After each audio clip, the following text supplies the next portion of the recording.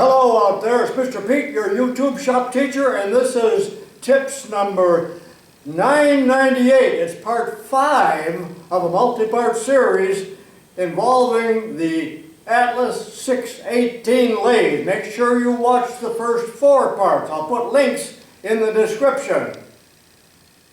Hopefully you watched the previous 4 parts so you understand what I'm doing here, but I pretty much took the entire machine apart, cleaned everything, repairs as necessary, and I've got all the parts and sub-assemblies laying here ready to install.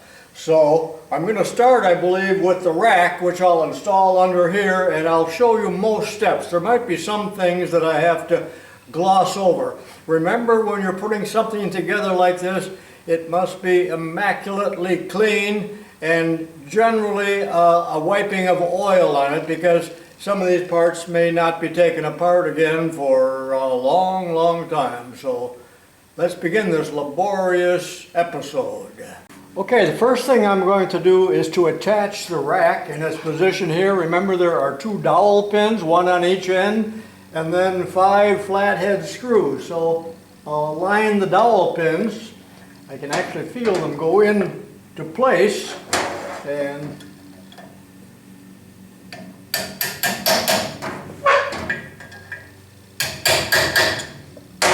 then I'll put the screws in. There are 5 of them. And I will tighten the last 2.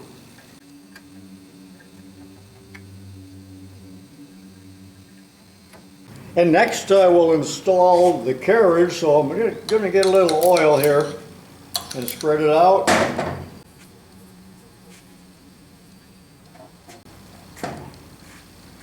And on goes the carriage.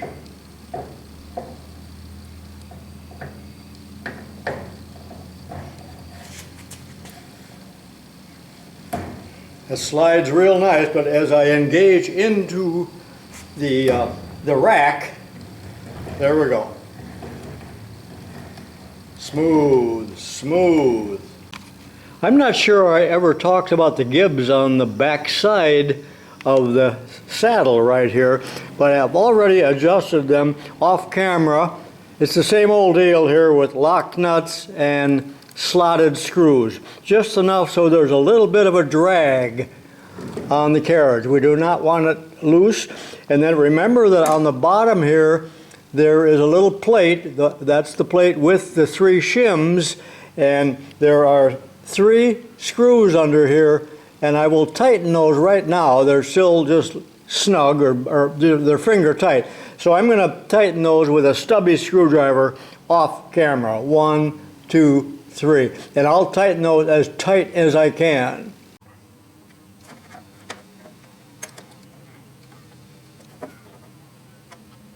Next, on goes the lead screw. And it has to go through the half nut, remember. Just like that. And then on this end there are 2 Philister head screws.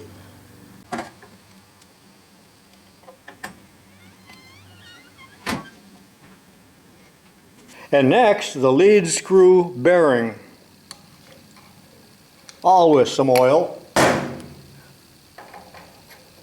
And that also is held on with 2 Philister head screws.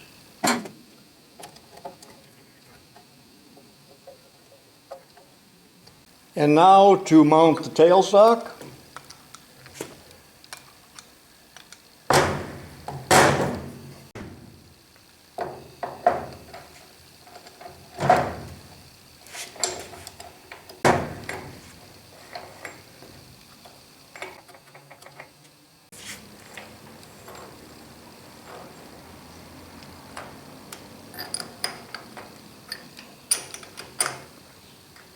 And now to mount the chip guard right here, but before I do, I'll give that another shot of oil. Oil used to be cheap, you know. And a little more on the screw. And then it's ready to mount with the single flathead screw.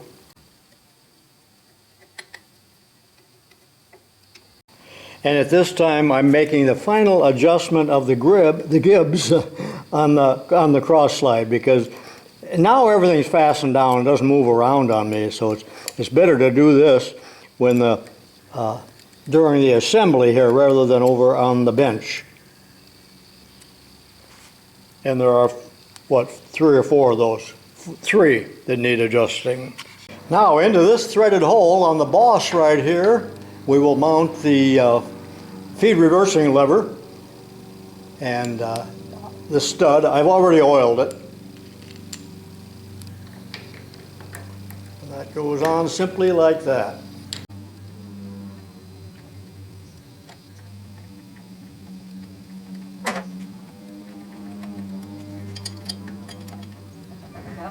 And then, of course, now I'm checking to make sure that the gears mesh. And that's just fine. And next, this cluster gear mounts onto this shaft here with just 1 drop of oil. You know, you can't get just 1 drop oil. It's a spurt. And they mesh fine, and then there's a little hex bolt with a washer that holds it captive. And finally, this gear goes on the end of the lead screw, which really connects the lead screw and the carriage with the gear cluster and so on, the entire gear train. Notice that there is just a little bit of a key here. It has to line up with one of these keyways. Wow, was that hard to get on. That's why I had to turn the camera off. It took me 3 minutes to get that key lined up and the gears meshed, and then finally tighten this down.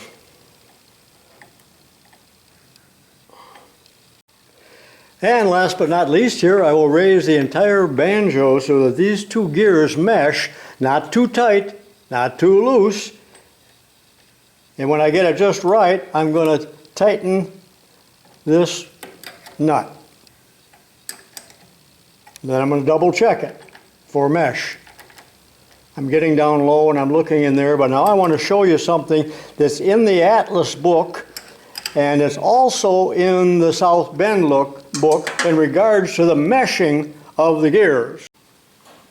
This is page 136 in the Atlas book, and they talk about clearance, gear clearance. Remember, if it's too tight, the gears will wear rapidly and be noisy. If there is too much clearance, they won't be meshing fully, and they may get damaged or even stripped because there is not enough engagement between the teeth. And finally, this clamp here clamps onto the ways, and the pin here is where the gear guard attaches or swings, and we need to leave about 1/8 of an inch, as I recall, of bed sticking out, and I'll snug those down and struggle with this off camera. And the nice clean guard gets attached with this pin, which is really its hinge if you want to know the truth, and I think you do. Just like that, and all right, I got to reposition the clamp just a little bit so that this will mesh over here with this piece. It's a spring clip right here. That's fiddly. I'll be right back. I do not recommend oiling the gears while the machine is running. Some people do it, but you're going to get the tip caught. I guarantee it sooner or later. So I'm going to put a couple drops on each gear and then run the machine, and that will spread the oil around. And again, they don't recommend grease because that will attract the chips, and the chips can't get out of there. So let me throw the switch now. I just plugged it in. I did not work on this while the plug was on, inserted. If you get the chip far enough away, but again, don't do as I do. Do as I say.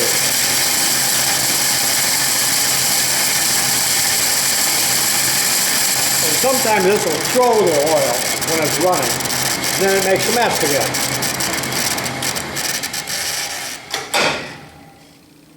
All right, let's talk about lubricating the machine now, although some of this has been done, or I'm repeating myself. We've got two Gitz oilers here, and those are for the Timken roller bearings. And I'm using a number 20 non-detergent for everything. And we've got a little oil hole right here.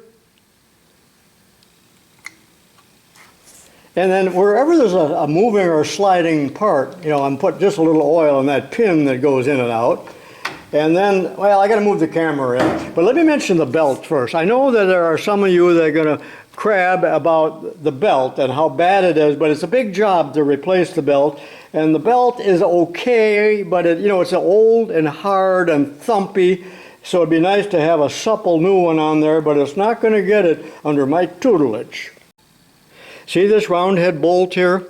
That's on the shaft for the back gears that needs to be taken out, and 3 drops of oil put in there, and then a little bit of oil on the shaft's ends so that it swings freely, and just a little bit of oil on these gears, but not enough so that any of it eventually gets on the belt or in the pulley. So that should be done sparingly.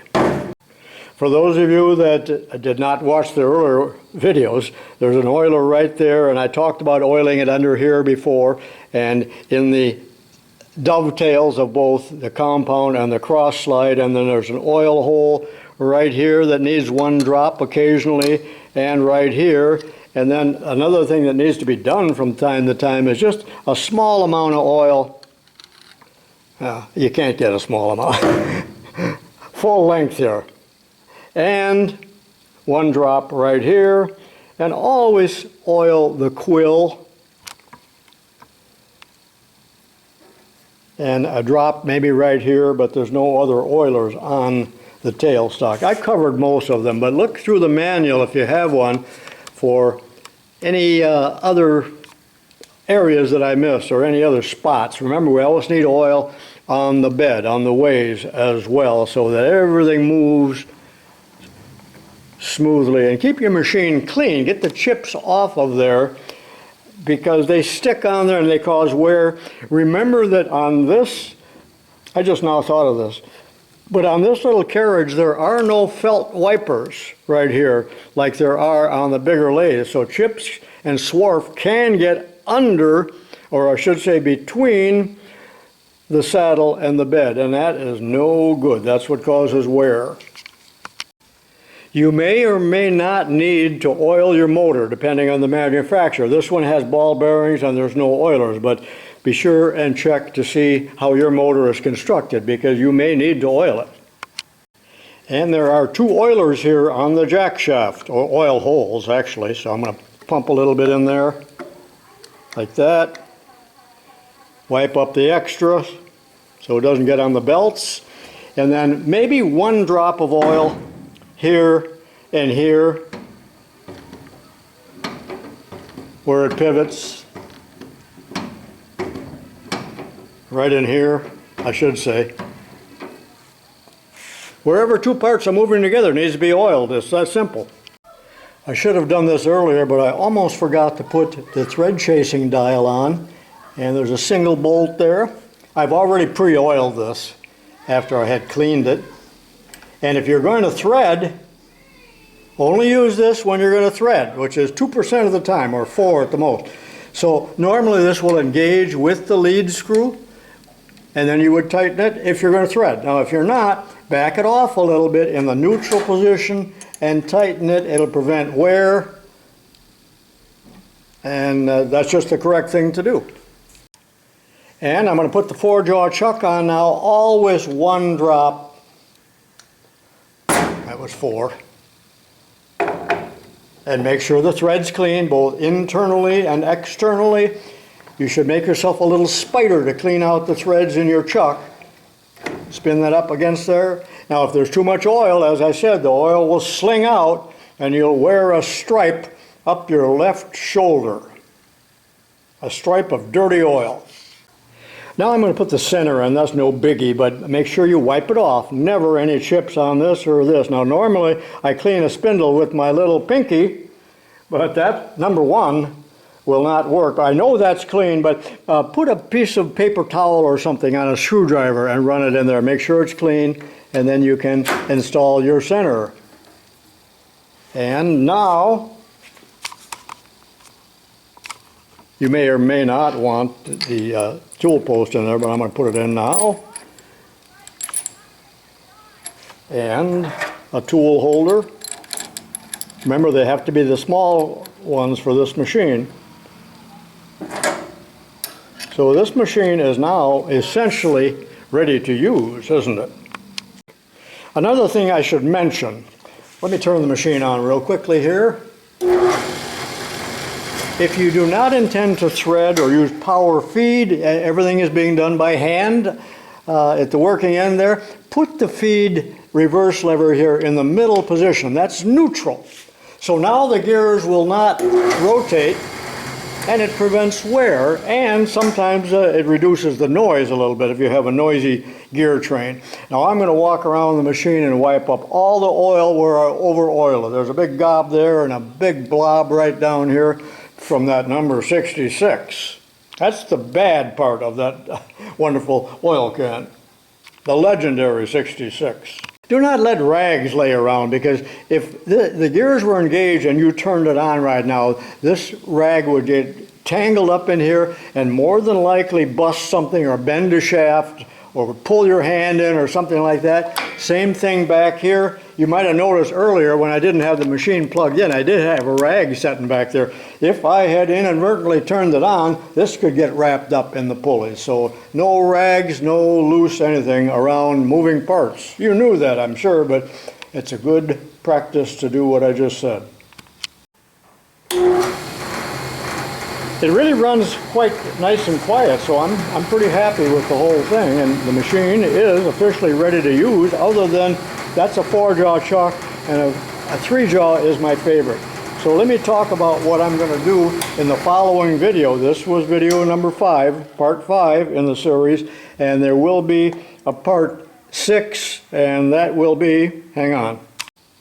Well, this Jacobs chuck has been sitting in the industrial rust remover for 3 or 4 days. So I'll get that cleaned off. I still don't know if that's salvageable. I don't really care much. But this is the rusty 3-jaw chuck. And I'm going to, well, before I put it in there, off camera, I am going to run some brake cleaner on it and get, if there is oil on here, and then I'm going to immerse it in the deruster for a day or two, because I don't think I can even get the jaws out now. I'll try, but they probably won't even come out. And then I do intend to take the chuck apart. You know, there's a dividing line right there, so I can clean the scroll and everything that's on the inside and see if we can salvage this and make it into a working chuck. Oh, Mr. Pete, ye of little faith, those jaws move nicely, so I will take them out, degrease it, and throw it in the rust remover off camera, but that's all I'm going to say about this, because that will be in the next video. So if you've never seen a scroll chuck disassembled, watch that. Well, I sincerely hope you enjoyed this 5-part series up to this point. It'll be 6 or 7 when I'm done, where I talked about the machine, I took it apart, I cleaned everything, repaired as necessary, and reassembled it in this one. So I went into a great deal of detail. So if you have one of these lathes, or really what I'm showing you here is applicable to almost any brand. So, and some of you would take this a little farther by painting it and detailing. I don't really do that, but that certainly could be done as well. Please give me a thumbs up if you like this kind of video, subscribe and ring the bell and all that other nonsense, and I'll see you in my next video. So long for now.